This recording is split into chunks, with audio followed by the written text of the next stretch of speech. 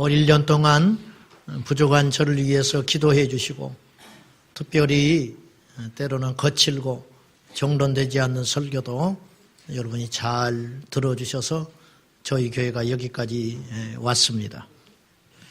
여러분이 들어주지 않았다면 내가 소신껏 외칠 수 없었을 터인데 들어주셔서 제가 여기까지 왔습니다.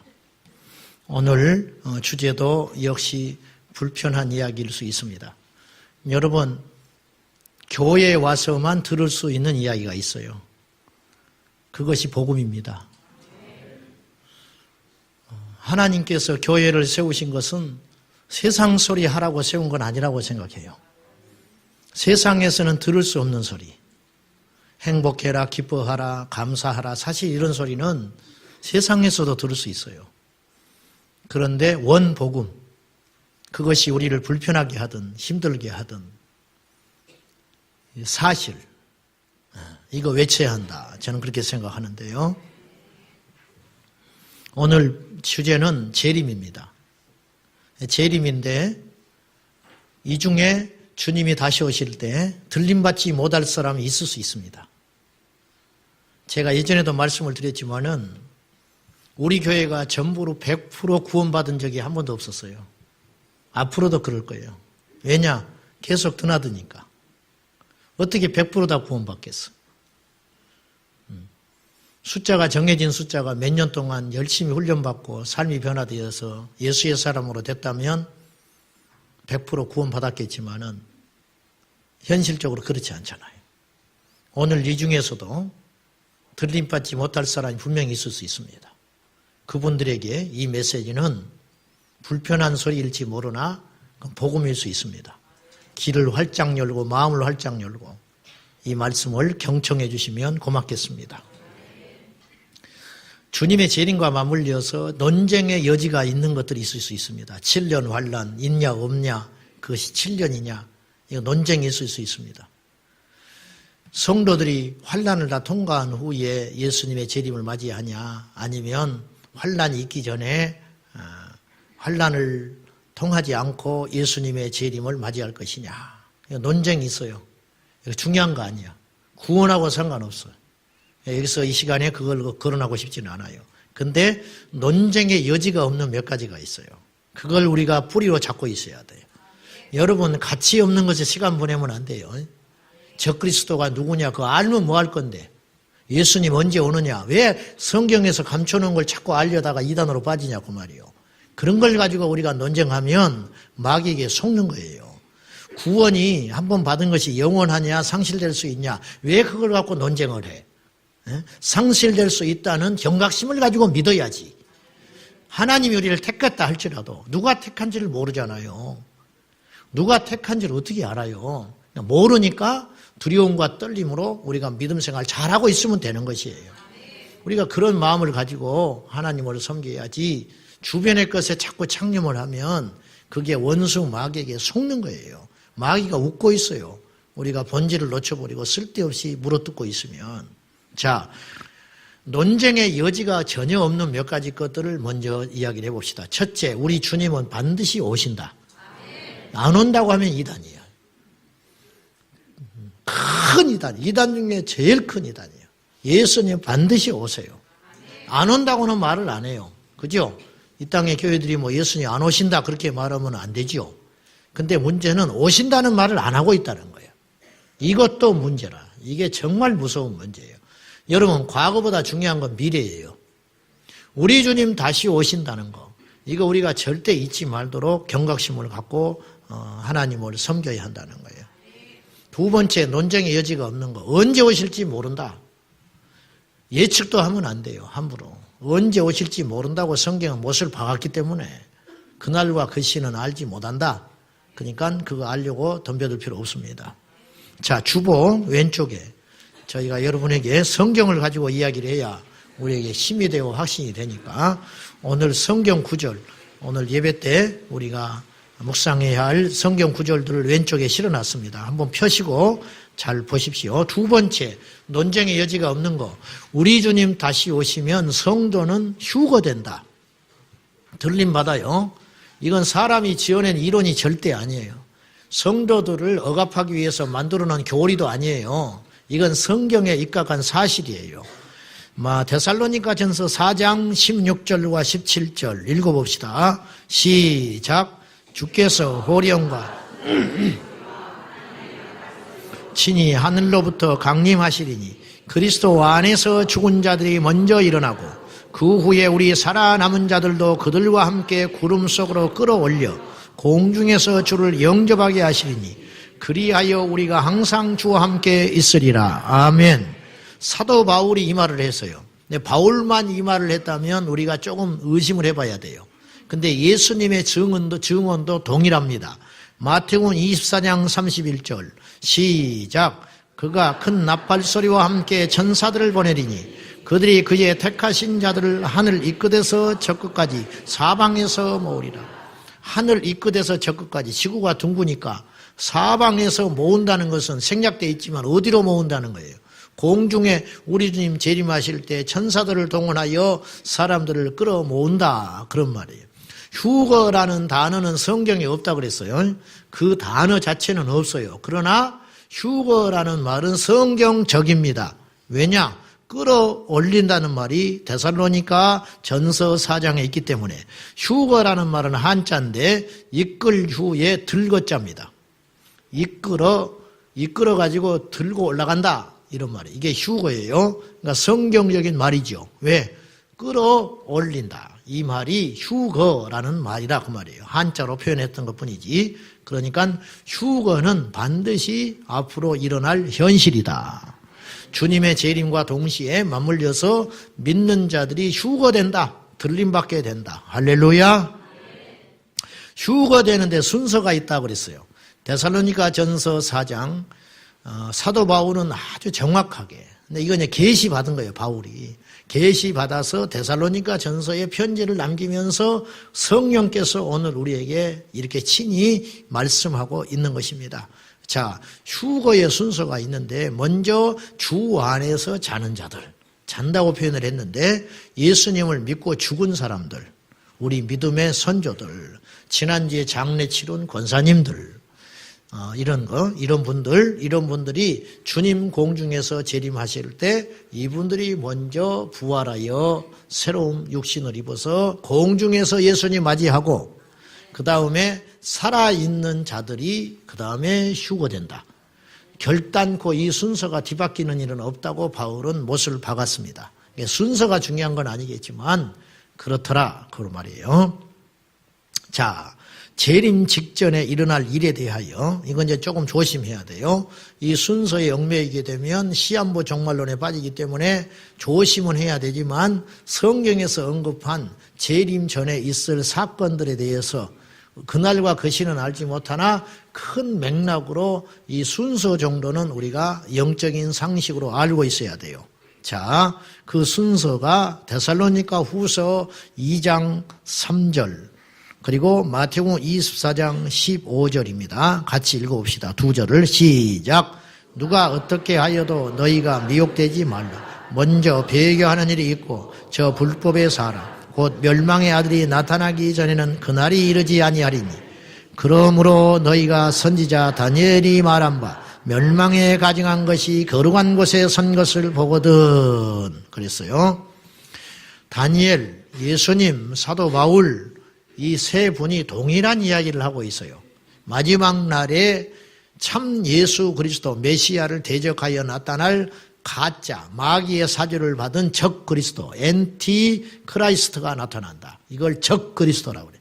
가짜 대적한다의 적자를 써서 그리스도에 맞서서 대적할 어떤 대상이 나타난다. 이 사람이 누구냐? 바울은 불법의 사람이라고 표현을 했고 예수님은 멸망에 가증한 것이라고 표현을 했어요. 근데 이것도 다니엘서에 기록된 다니엘서 9장 27절 읽어봅시다. 시작. 그가 장차 많은 한 이래 동안의 언약을 굳게 맺고 그가 그 이래의 절반에 제사와 예물을 금지할 것이며 또 포악하여 가증한 것이 설 것이며 또 이미 정한 종말까지 진노가 황폐하게 하는 자에게 쏟아지리라 하였느니라. 아니라. 아멘. 다니엘서나 요한계시록은 사실과 상징이 뒤섞여 있어요. 그러니까 멸망에 가능한 것이 날개를 의지하여 쓴다. 이거 천사라는 말은 아니에요. 날개가 없지. 눈에 보이는 날개로 표현을 하면 안 된다고 봐요. 그러니까 이제 상징과 이 사실이 뒤섞여 있기 때문에 여기서 이제 말도 많고 탈도 많고 이단도 많은데 우리가 주님 안에 있으면 그렇게 어렵게 해석하지 않아도 돼요. 자, 예수님이 다니엘의 증언을 보장해 주셨어요. 마태복음 24장에 보장을 해줬어요. 선지자 다니엘이 말한 바 내가 그 말 맞다고 생각한다. 그런 뜻이잖아요. 멸망에 가증한 것이. 그건 다니엘서 9장 27절을 말하는 거예요. 27절을.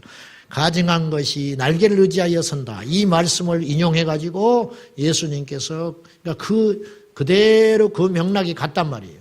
바울은 멸망에 가증한 것이라고 하지 않고 멸망의 아들이라고 더 구체적으로 이야기를 했어요. 어쨌든 누군가 나타난다는 거예요. 그날이 이르기 전에, 그날이라는 말은 주님의 재림. 주님의 재림이 일어나기 전에 두 가지 사건이 일어날 거다. 첫째, 배교. 믿음을 버리는 일이 일어난다는 거예요. 여러분, 왜 예수 믿다가 믿음을 버리게 되지요? 둘 중에 하나예요. 유혹받아서 넘어가고 또 하나는 시련이 와서 넘어가요. 환난, 핍박 아니면 세상에 연락에 빠져가지고 옛날에 가난할 때는 주님을 찾았는데 부자 되고 나니까 놀러 다니고 어쩌다 보니까 주일 어기게 되고 세상 사람들과 어울리다 보니까 슬금슬금 믿음에서 이탈해가지고 너무 잘 때도 믿음 없으면 망가지고요. 믿음 없으면 시련이 와도 망가지는 거예요. 믿음이 있는 사람은 시련이 와도 상관없고 어려움이 와도 상관없어요. 그렇지요? 그게 진짜지. 그게 진짜. 그러니까 배교하는 일이 일어난다. 지금은 배교 시대입니다. 앞으로 보십시오. 지금 믿는 사람이 많이 빠져나가잖아요. 이유는 있어. 목회자가 타락했더라. 교회가 다 썩었더라. 그런다고 주님을 떠나? 그런다고 주님을 떠나? 직장은 그렇게 죽기 살기로 다니면서? 거짓말하지 마세요. 그건 핑계거리야. 믿음이 서 있지를 않는 거예요. 구원받지를 못했기 때문에 흔들리는 거예요. 왜 예수를 떠나? 교회를 옮겨야지. 에? 옮기란 뜻 아니요. 또 그런 소리는 잘 들어가지고. 그렇잖아요. 직장은 힘들어도 직장 옮기면서 죽기 살기로 다니잖아요. 근데 왜 예수는 떠나? 배교하는 일이 벌어져요. 지금 배교의 시대에 접어들었다고 봐요. 지금 그리스도인들이 줄어들잖아요. 명목상의 그리스도인이지만 가짜겠지만은 일단 줄어들었어요. 믿음 버리는 일이 속출하고 있어요. 이단에 빠지는 일이 속출하고 있어요. 이단이 커지는 거 이상하게 생각하지 마십시오. 그거 하나님 무기력해서 놔두는 거 아닙니다. 원래 그렇게 돼 있어요. 이제 시대의 종말을 향하여 가면 배교자들이 많아지는 거예요. 이단의 90%는 교회에서 나간 사람들이에요. 배교자인 거예요. 배교. 믿음 버리고 가짜 믿음으로 선택해서 간 거예요. 네. 자, 그 다음에 두 번째는 멸망의 아들, 멸망에 가증한 것, 불법의 자식이 나타나서 그가 하나님을 자청하여 성전에 서서 경배받는 날이 온다. 앞으로 그런 날이 온다는 거예요. 크게 봅시다. 배교, 믿음을 떠나는 일, 잘못된 믿음을 갖는 현상들이 급속도로 일어나고 있고요. 그 다음에 또 하나는 뭐냐면 그리스도를 자처하는 가짜 적그리스도가 나타나서 세계를 통치할 날이 올 것이다. 그리고 나서야 그날이 임한다. 예수 그리스도의 재림의 날 임한다는 거예요.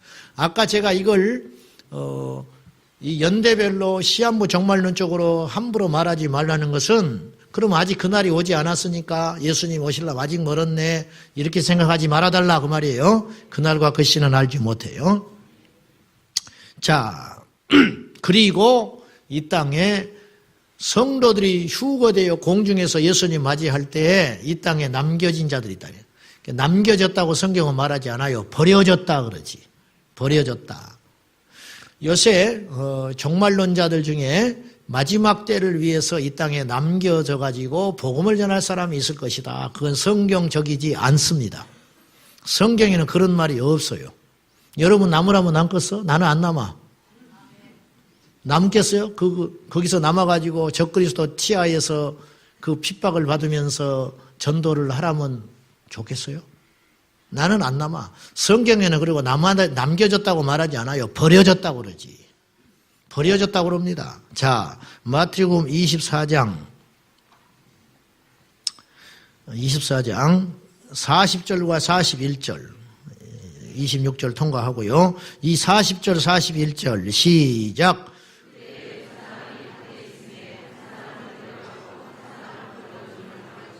두 여자가 맷돌질을 하고 있음에 한 사람은 데려가고 한 사람은 버려둠을 당할 것이니라. 버려졌다고 그랬지요. 분명히 버려진 거예요. 버려진 거. 이 중에 버려짐을 당한 자들에게 오늘 경고하는 거예요.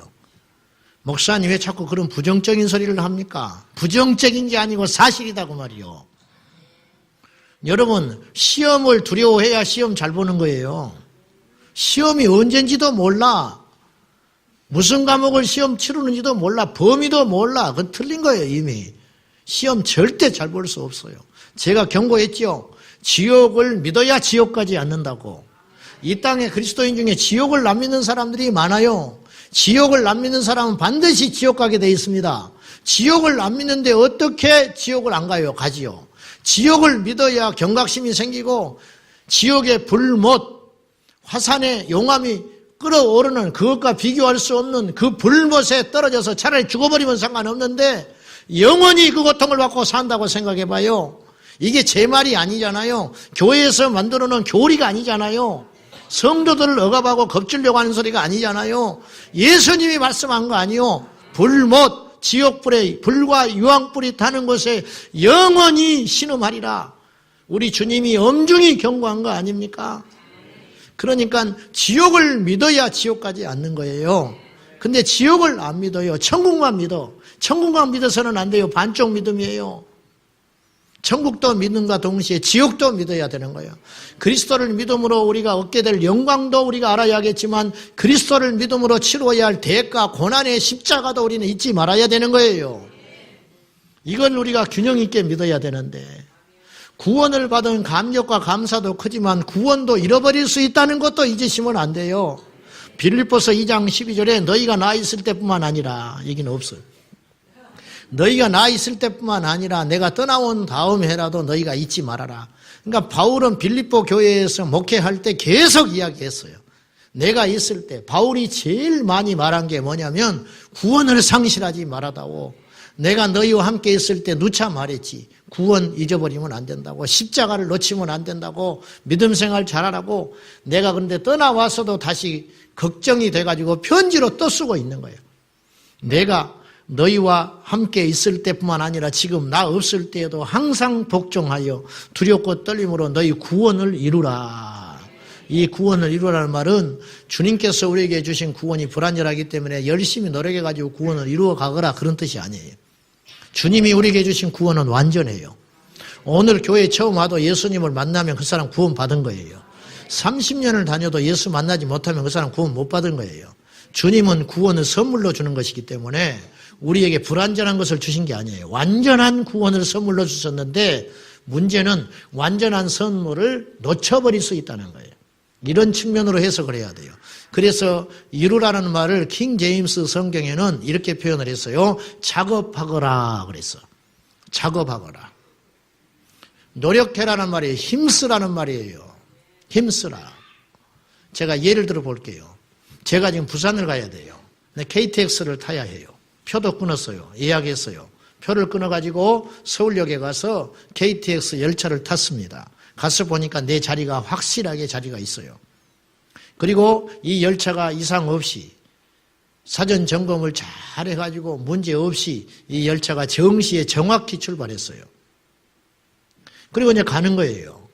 나는 그 자리에 다 앉아있기만 하면 이제 부산에 가게 돼 있는 거예요.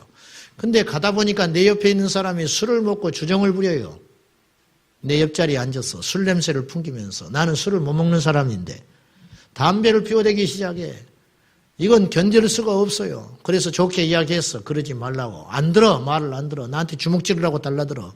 그래서 같이 대판 싸워버렸어요.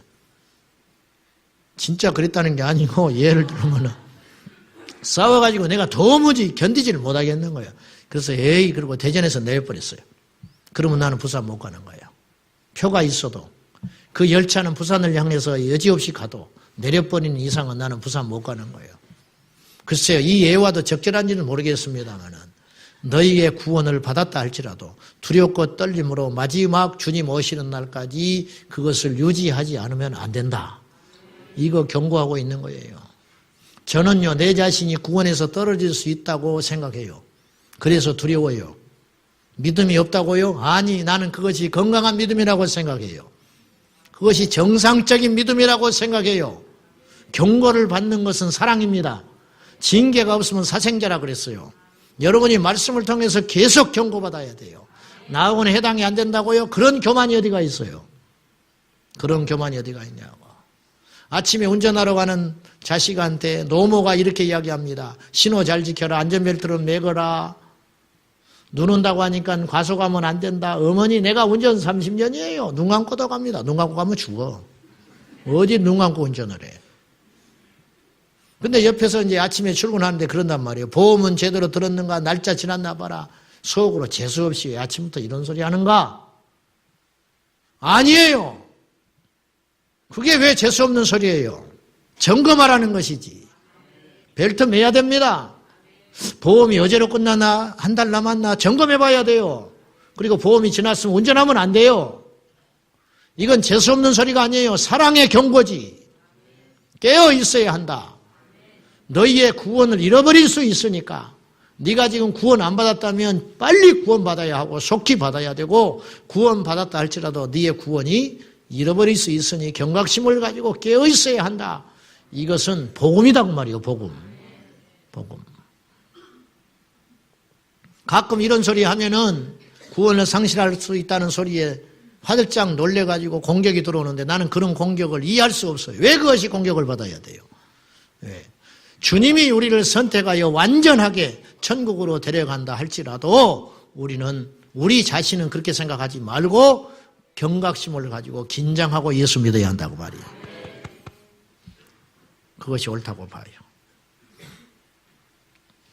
오늘 말씀에 버려둠을 당한 자가 있다고 그랬잖아요. 여러분, 두 사람이 맷돌질을 한다는 건 두 여인이 맷돌질 했다고 그랬거든요. 옛날에 농경사회는 시족사회입니다. 며느리하고 시어머니가 아니면 자매끼리 아니면 친정엄마하고 딸이 맷돌질하고 있는 거예요. 두 사람이 밭을 갈았어요. 아버지하고 아들이 농사 짓는 거예요. 형제가 농사를 짓든지. 누가 보면은 여기 하나 더 보충한 게 있는데 두 사람이 잠을 자다가 한 사람은 올라가고 한 사람은 버려둠을 당한다. 부부니까 같이 잠을 자지. 잠자리에서. 여러분, 왜 이렇게 주님께서는 가까운 사람을 예를 들었을까? 그리고 왜 제사를 지내다가 예배를 드리다가 버려둠을 당하고 올라감을 당한다고 말하지 아니하고 밭에서 일하고 잠을 자고 맷돌질을 하다가 그런다고 했을까? 일상 속에서 언제 주님이 오실지 모른다는 거예요. 그러니까 준비 안 하고 있다가 밭 깔다가 그냥 올라가 버리는 거죠. 열심히 맷돌질 하다가 예배 드리다가 올라가는 게 아니에요. 언젠지 모른다. 그리고 아주 가까운 사이지만 구원의 문제는 냉정하리만큼 정확하다는 거예요. 절대로 부모의 믿음으로 구원받지 못해요. 절대로 내 아내가 기도를 많이 하니까 내가 어떻게 되겠지. 그런 일은 일어나지 않아요. 우리 어머니의 기도가 얼마나 큰데 하나님이 그 기도를 들어서 나를 버리시겠는가. 버릴 수 있습니다. 절대 믿음의 연좌제는 없다 내가 누차 말했어요. 부모의 믿음으로 내가 복을 받는 게 아니에요. 부모의 믿음으로 구원받는 게 아니에요. 기억하세요. 점장이 자식도 목사가 되고 목사 자식도 점장이 될 수 있어요. 구원의 문제, 믿음의 문제는 냉정한 겁니다. 냉정한 거. 그걸 꼭 기억하셔야 돼요. 기도 많이 하는 사람들 틈바구니 있다고 해서 내가 기도를 깨어있는 사람이 아니에요. 소위 말하는 영적으로 깨어있다. 그런 무리들 가운데 있다고 해서 내가 깨어있다고 생각하면 안 돼요. 맨날 핸드폰으로 종말에 대한 설교 귀에 꽂고 듣는다고 해서 그 사람이 깨어있는 게 아니라고 내가 누차 말했어요. 정말 깨어있는 성도는 끊임없이 자기 자신을 점검하고 눈물로 기도하며 자기 가족과 고륙 친척의 구원을 위해서 끊임없이 전도하는 사람이 깨어있는 사람이지. 말로만 주님 언제 오신다고 책이나 읽고 돌아다니고 그런 데 관심 둘 때가 아니에요 지금. 실질적으로 마귀에게 타격이 되는 것은 멸망을 향하여 치닫고 있는 영혼들에게 복음을 전할 때 마귀가 무서워하는 것이지. 세미나 쫓아다니고 문종말에 대한 이야기하고 다니고 그거 마귀 하나도 안 무서워요. 오히려 속이기가 쉬워요. 깨어있기를 축복합니다. 분별하기를 축복합니다. 우리가 또 하나의 가정을 해보면은 우리 중에 휴거되지 못한 자가 있다. 우리 중에. 우리가 다 휴거된다고 할 수 있겠냐, 감히. 모르는 일이라는 거예요. 자, 오늘 우리가 읽은 본문 한번 읽어봐요. 37절, 38절. 시작. 노아의 때와 같이 인자 이맘도 그러하리라. 홍수 전에 노아가 방주에 들어가던 날까지 사람들이 먹고 마시고 장가들고 시집가고 있으면서 다 죽어버렸어요. 홍수가 40일 동안 시작됐어요. 40일 동안 비가 내렸어요. 위에서 비가 쏟아지고 밑에서 샘물이 터져가지고 온 지구가 40일 동안 대홍수에 휩싸였고 150일 동안 물이 잠겨버렸어요. 전 지구가 150일 동안 물속에 잠겨 있다가 그 뒤로 홍수가 시작한 날부터 정확히 1년 동안 조금씩 물이 빠져가지고 홍수가 시작된 2월 17일 날 그때부터 1년 후에 아라랏산에 방주가 턱 걸친다고요. 살 사람이 없는 거예요. 자, 500세에 노아는 세 아들을 낳습니다. 그리고 600세에 홍수가 시작이 됐어요. 그러니까 이 100년 동안 있잖아요. 100년 동안 노아는 방주를 지었어요. 근데 세 아들과 자부 셋과 함께 방주를 지었으니까 아마 제 추측으로는 노아의 아들들이 한 20세쯤 됐을 때 장성했을 때부터 방주를 짓기 시작하지 않았을까. 그러니까 이 아들 셋을 준 것은 방주 지으라고 아들 셋을 준 것 같아. 딸은 안 주고. 그래서 약 80년 동안 방주를 짓지 않았을까 싶어요. 그런데 그리고 이제 손주도 아직 안 가졌어요. 그래서 8명, 노아 부부, 아들 셋, 자부 셋, 8명만 구원받았어요. 그러면 여러분 이거 궁금하지 않으세요?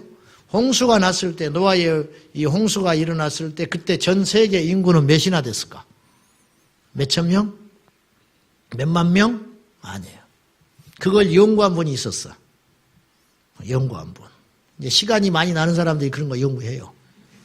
시간이 많이 나는 사람들이 연구하는데 김명현 교수라고 아시죠?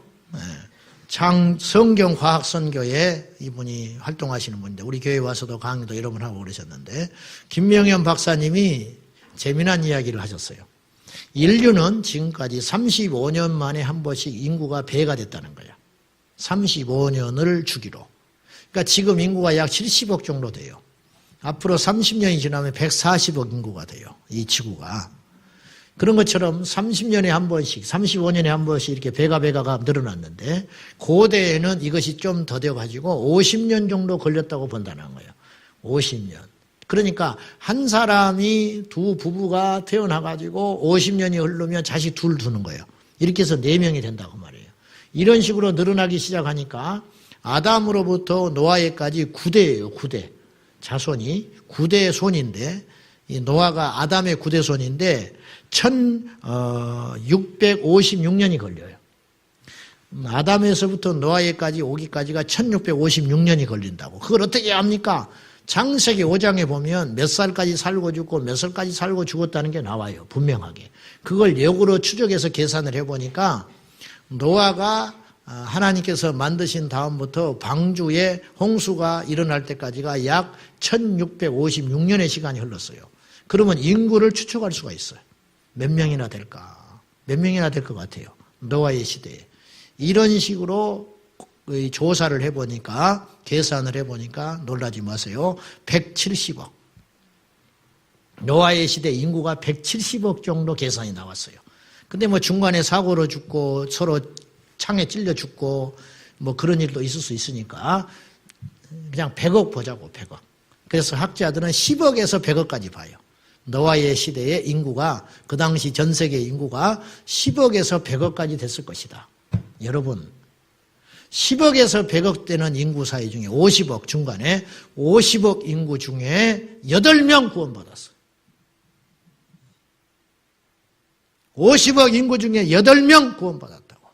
목사님, 그때는 교회가 없었잖아요. 복음 전하는 자가 없었잖아요. 아니에요.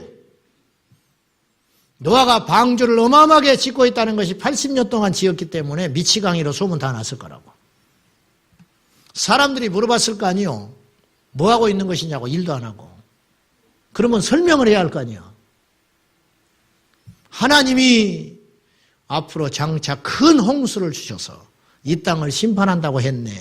자네 빨리 그 짓 하지 말고 빨리 정신 차리고 나와 함께 방주 짓세. 동성애 그만하게. 술 먹고 다니지 말게. 시집가고 장가가고 먹고 마시는 게 뭐가 문제입니까? 이건 단순히 시집가고 장가가고 먹고 마시는 게 아니에요. 이건 동성애 결혼을 말하는 거예요. 사실은 이 성경은. 그리고 술 먹고 막 탕진했다는 거, 타락한 삶을 살았다는 거예요. 홍수가 난 그날까지도 사람들은 정신을 못 차리고 세상의 연락에 취해서 그렇게 살아갔다고 말이에요. 노아는 복음을 계속 전했을 거예요. 깨어 있으라고. 믿는 자의 휴거가 어떻게 일어납니까? 마른 하늘의 벼락이지. 성경에, 구약 성경에 예수님 빼고 2명이 휴거됐어요. 알죠? 엘리야. 몸이 변형됐다는 걸 어떻게 아느냐? 겉옷이 땅에 떨어졌어. 팔랑팔랑. 그래 엘리사가 그거 줬잖아요. 그러니까 이 몸이 변했다는 뜻이에요. 에녹은 65세에 하나님을 다시 만나요. 유다서 1장 14절에 보면은 14절 15절에 보면 에녹이 어떤 계시를 받았다는 것이 성경에 나와 있어요. 어떤 계시를 받았을까? 놀라지 마십시오. 에녹은 65세 되던 때에 하나님으로부터 계시를 받았는데 어떤 계시를 받았냐면 마지막 날에 홍수가 일어날 걸 계시로 받았어요. 아이 목사님 어떻게 그런 이야기를 합니까? 증거가 있어요. 65세에 에녹이 아들을 낳고 그 이름을 무드셀라라고 지었어요. 무드셀라가 무슨 말이냐면 창 던지는 자 그런 뜻이에요. 전쟁 앞에서 창을 던지는 사람이에요. 그런 뜻이 아니고 창 던진다는 뜻은 창을 던져버리고 도망간다는 뜻이에요. 싸운다는 뜻이 아니고. 그러니까 우리는 지금 모르지만 그 당시 무드셀라 그러면 끝이다 그런 뜻이에요. 종말. 무드셀라라 즉 앞에서 창 던지는 사람이 싸우지 않고 창을 내던져버리고 도망간다는 것은 끝났다는 뜻이에요. 에녹이 무드셀라라는 이름을 자기 아들의 이름을 왜 무드셀라라고 지었을까? 내 아들이 죽는 날 이 땅은 종말이 온다. 그래서 이름을 무드셀라라고 짓고 65세부터 에녹이 거듭나가지고 하나님과 동행하는 삶을 300년 동안 살아요. 그리고 나서 365세에 주님께서 그를 데려가매 이 땅에 있지 않더라 그랬어요. 무드셀라가 죽던 때 1656년이 흐른 무드셀라가 죽을 때 무드셀라가 노아의 할아버지거든요. 무드셀라가 죽고 나서 일주일 있다가 홍수가 시작이 됩니다. 왜 일주일의 텀을 줬을까? 장례 치르라고. 그리고 노아 홍수가 시작이 됐어요. 이래도 성경을 안 믿으실랍니까? 이래도 성경을 설화라고 생각하십니까? 이래도 천국과 지옥이 가짜라고 생각하십니까? 이래도 다시 오실 주님이 허구라고 생각하십니까? 기억하십시오. 50억에서 100억 되는 인구 중에 8명만 구원받았어요. 방주의 문을 누가 닫았느냐? 하나님이 닫아버렸어요. 한번 상상해봐요. 정말 홍수가 시작됐어. 비가 보슬보슬 오기 시작하더니 이거는 지금까지 경험하지 못한 엄청난 비가 쏟아지기 시작하는데 누구를 생각했을까? 사람들이. 노아의 말이 사실이구나. 그리고 노아의 방주로 몰려가지 않았겠어요? 보따리 싸들고 애들 손잡고 살려달라고 아우성 쳤겠지요. 문을 열어요, 못 열어요? 못 열어요. 왜?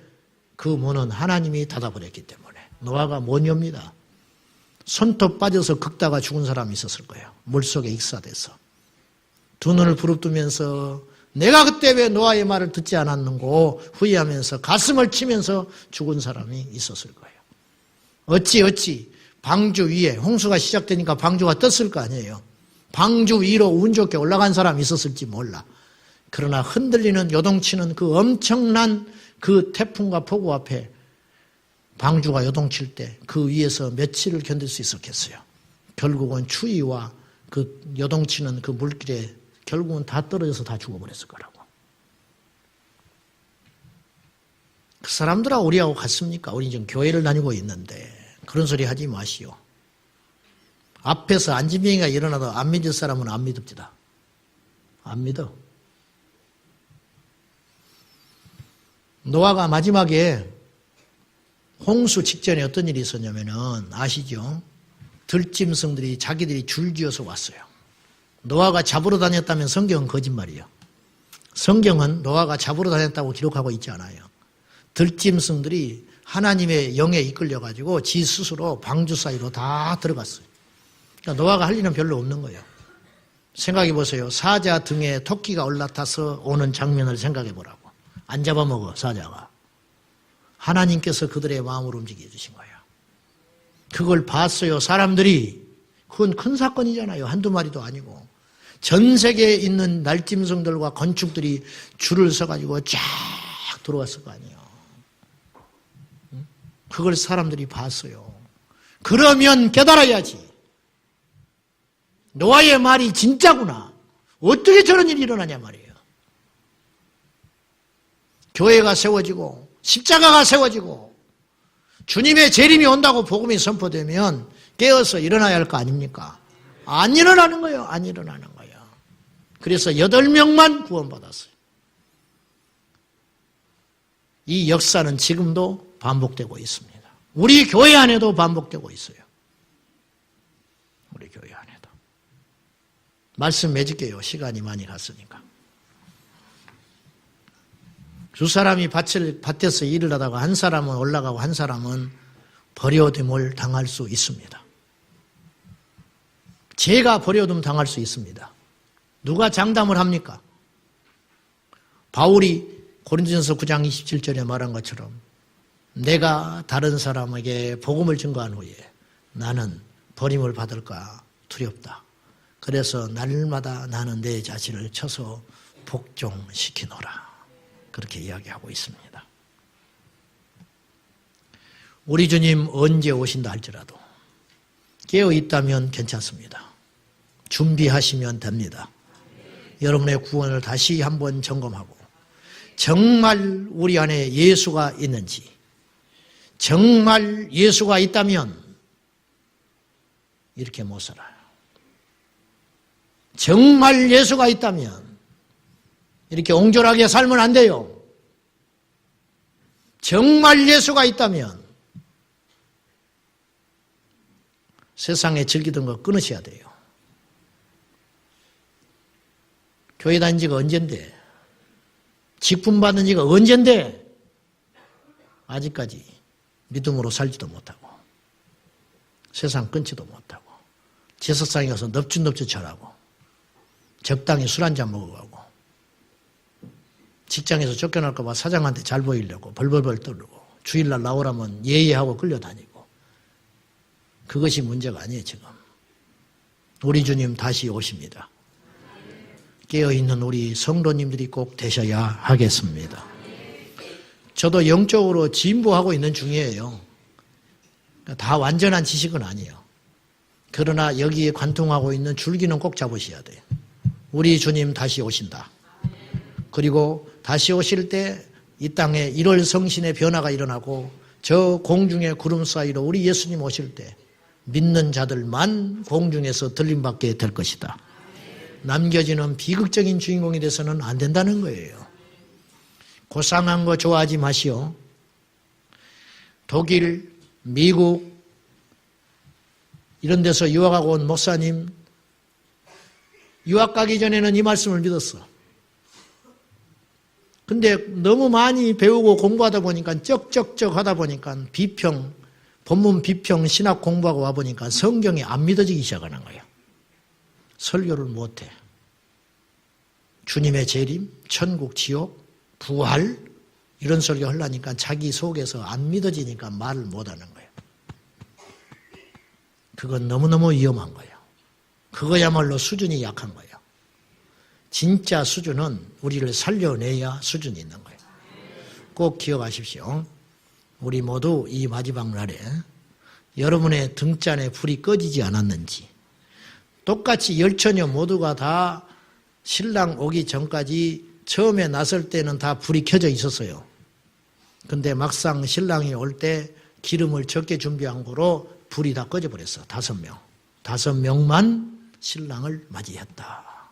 처음에 시작은 믿음으로 시작했지만 나중에 육으로 끝나지 아니하도록 우리가 끊임없이 공격받고 있기 때문에 우리가 이 초심을 잃어버리지 말고 주님 오시는 날까지 더 온전해지고 더 순전해지고 더 강력해지고 더 성경적이고 더 눈물이 많아지는 그런 신앙이 될 수 있도록 깨어있기를 축복합니다. 기도하겠습니다. 하나님 아버지, 2017년을 마감하며 다시 한번 우리가 영적으로 경각심을 갖습니다.